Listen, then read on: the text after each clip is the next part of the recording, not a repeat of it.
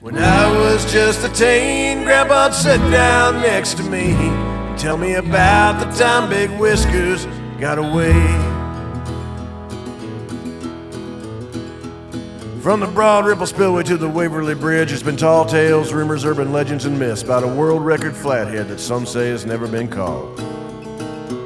Sometimes he was spotted in White River would flood, as big as a coffin laying up in the mud. His name is Big Whiskers, and he's the toughest cat that ever fought. As the story goes, when Grandpa was a kid, he was checking a trout line by the Southport Bridge. He thought it was snagged, so he leaned down to take a look. The water started to boil, bubble, and churn as the flathead monster came to the surface and turned, headed straight to deep water and got away by straightening the hook. When the word got round by the cat he'd seen, everybody laughed and refused to believe, and they echoed him every time that he walked by. He swore right then to everybody's face he'd clear his name and put them in their place. He vowed never to shave until proven it wasn't a lie. He fished every day as the years rolled past and became more obsessed with every cast. He'd head straight to the river when Grandma would let him outdoors.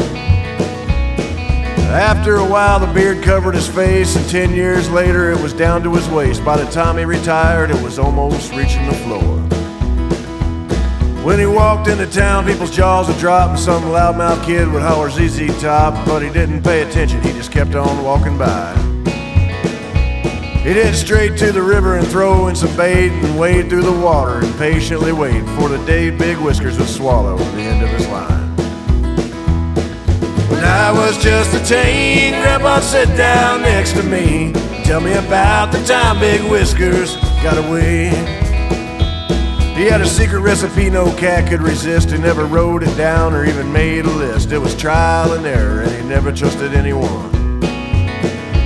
He'd put livers and gizzards and shad entrails and some Limburger cheese just to pep up the smell, and coagulated blood stirred in with a black cat bone. He filled mason jars so they wouldn't leak and set them out in the sun for at least a week. They had to ferment so he couldn't take them in too soon. Then he took them to an Indian burial ground, dug as deep as he could so they wouldn't be found, and said the Lord's Prayer and dug them up by the light of the moon. Some people treat fishing as a chance to get drunk, but to him it was religion and he never gave up. And the stories about Big Whiskers just seemed to grow. They say he sank 3 boats and 1 man drowned. He ate 10-pound bass and gobbled ducks down. Grandpa became the butt of every joke. On a cloudy day like many before, he was wading through the shallows up along the shore, north of Raymond Street by a railroad overpass. He fished half the day without a bite, decided to head home and call it a night. But before giving up, he threw in 1 more cast. When he felt something pulling on the end of his line, he set the hook and he let out a sigh, convinced himself he was snagged on a rock or a stump. Then he pushed in the button on his Zepco reel and started walking backwards to the top of the hill. He saw his line moving sideways and he knew that he wasn't hung up. You could hear his drag singing from a mile away, and the fiberglass rod was about to break as the fish started pulling and stretching the monofilament line.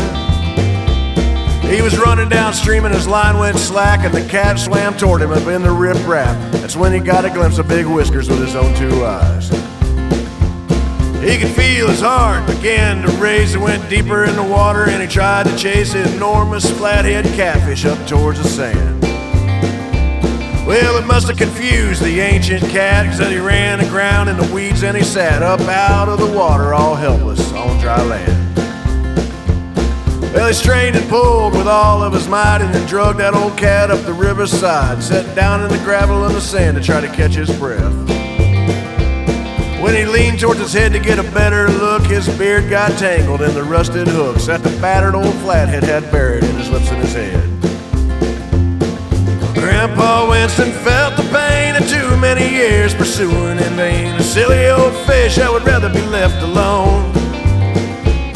Well, I guess it was then that Grandpa snapped and started feeling guilty, and he foolishly laughed and he reached in his box for his best pair of needle nose. They pulled every hook out of Big Whiskers' face and drug him back in the river and watched him swim away. Pulled out the scissors and started cutting the hair off his chin. Never said a word about what went down, but everybody knew as he walked into town that there's only one thing that could make him shave his beard. For the first time in years he was truly alive, and he gave up fishing, and after he died we scattered his ashes on the banks of the White River. Some folks claim at the bottom of the dam is a world record cat and a mean old man resting in peace for the first time in too many years. When I was just a teen, Grandpa'd sit down next to me, tell me about the time Big Whiskers got away. Tell me about the time Big Whiskers got away.